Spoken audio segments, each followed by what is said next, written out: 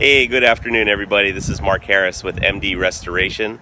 I hope you're all having a better day today. As you can see, it's a lot nicer outside today than it was yesterday with our flash flooding. If you did get affected by any flash flooding yesterday and your home did get wet and you didn't call anybody in to extract the water or dry it out properly, I just wanted to let you know that you should dry things out and get things cleaned up within 24 to 48 hours in order to prevent mold from growing within your home. For more information on mold growth, you can go to epa.gov, and there's a whole bunch of information there that'll help you fight any problems that you're having with mold in your property. So thanks again. This is Mark Harris from MD Restoration. If you need any help with mold remediation or water damage cleanup, give us a call at 528-3434. Aloha.